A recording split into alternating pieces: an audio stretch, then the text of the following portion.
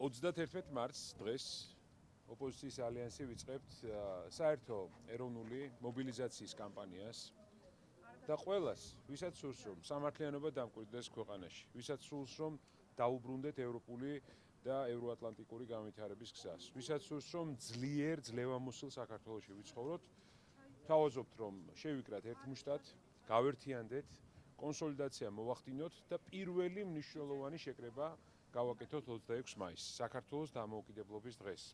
გიწვევთ ყველას, ვისაც გიყვართ სამშობლო, ვინც ფიქრობთ, რომ ასე ცხოვრება, რაც ახლა ხდება, შეუძლებელია უკვე გაგრძელდეს, ვინც ფიქრობთ, რომ გვინდა ნორმალურ, ძლიერ, დემოკრატიულ, ეკონომიკურად წელგამართულ ქვეყანაში ვიცხოვროთ, ვისაც გსურთ, რომ რეგიონის ლიდერის სტატუსი დავებრუნოთ, მოდით 26 მაისს და ჩაერთეთ ამ საერთო ეროვნული მობილიზაციის კამპანიაში. ჩვენს ხელს უწყდით ყველას, ვისაც უყვარს სამშობლო და ვისაც სურს, რომ საქართველო იყოს ძლიერი, ამაყი, წელგამართული, რეგიონის ლიდერი, ევროკავშირის წევრი, ძლიერი ოჯახებით და ძლიერი ადამიანებით. გელოდებით, ჩაერთეთ კამპანიაში და რაც მთავარია 26 მაისს ყველა ერთად შევხვდეთ რუსთაველზე, სადაც გვექნება დამოუკიდებლობის დღე.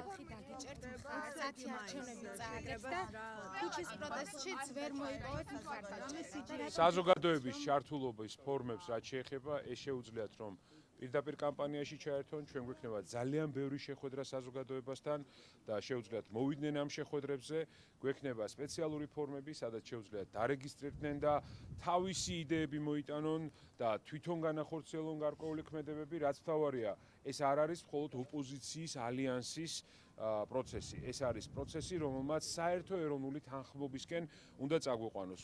მე ვფიქრობ, რომ დღეს საზოგადოებას სჭირდება ერთმუშტად შეკვრა და არა გათითოკაცება, რომელსაც აი ესე მიზანმიმართულად ახორციელებს რეჟიმი, რომელმაც მიიტაცა ძალაუფლება. რაც შეეხება გეტყვით, რაც შეეხება, იმიტომ მე ვფიქრობ, რომ დღეს ძალიან ცალსახაა. უსამართლობა მიაკითხა აბსოლუტურად ყველას.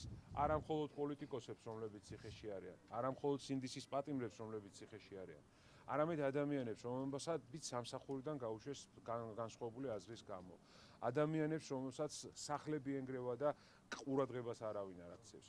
მილიონზე მეტსა ჩვენს თანამემამულეს, რომელიც იძულებული გახდა, რომ ქვეყნიდან წასულიყო აი უმძიმესი პირობების გამო, რაც რეჟიმმა შექმნა ქვეყანაში. და რაც მთავარია, ყველას ვისაც უნდა უყვარს თავის სამშობლო. მე მინდა ღირსეული, ამაყი, წელგამართული საქართველო და არა იზოლაციაში მოქცეული ტყუილების მორევში და სიძულვილის მორევში გახვეული საქართველო, რომელსაც გვთავაზობს რეჟიმი. ჩვენსა და მათ შორის განსხვავება სწორედ ეს არის და მე დარწმუნებული ვარ, რომ ძალიან ბევრი ადამიანი ჩაერთვება ამ პროცესში. მოდი, მოვყვეთ, ეხლა თქვენ ხო დაამთავრეთ, ეხლა წევე პირველი, რუსთაველი, მერე თქვენ და ვშევ. ორი თვე დარჩა მანამდე დაახლოებით. კამპანიაში სავარაუდოდ მოაბილიზებთ მოქალაქეებს თუ ერთიანობის დემონსტრირება თუ კი მოხდება 26 მაისს. რა ხდება 26 მაისს? მოქალაქეები შეიკრიბებიან ამ კითხავდა შეკითხვა.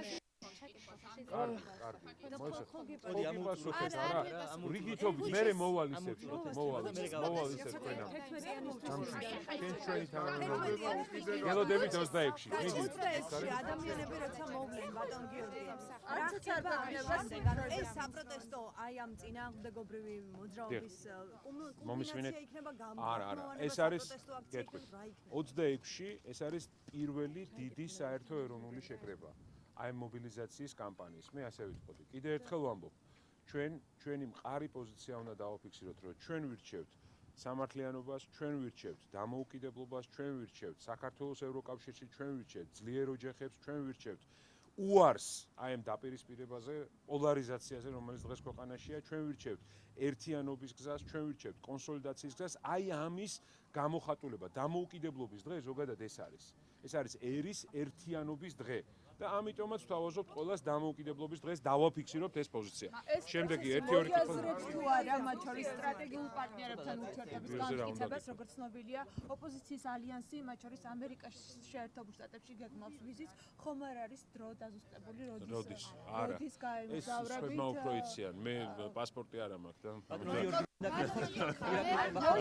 ახლა რუბიოზე გეტყვით ჩემს პოზიციას ჩვენთვის ამერიკა არის ნომერ პირველი სტრატეგიული პარტნიორი სამწუხაროდ ქართულმა ოცნებამ გააფუჭა ბოლომდე ურთიერთობა ძალიან მწუხარო 2 აპრილიდან სწორედ რეჟიმის დამსახურებით ჩვენ მაგალითისთვის გეტყვით რომ 10 წლიანი მრავალჯერადი ვიზებიც კი აღარ გვექნება და ერთჯერადი ვიზების აღება მოუწევს საქართველოს მოქალაქეს რამდენი ადამიანი ვინც საგამომთბლო დადიოდა ბიზნესისთვის დადიოდა ზიანდება ამისთვის ამიტომ ჩვენთვის ძალიან მნიშვნელოვანია რომ ვიყოთ მძლავრი ამერიკის მძლავრი რეგიონალური პარტნიორი ეს არის ჩვენი გზა ეს სამწუხაროდ არ არის რეჟიმის გზა და დარწმუნებული ვარ ამაზე იქნებოდა საუბარი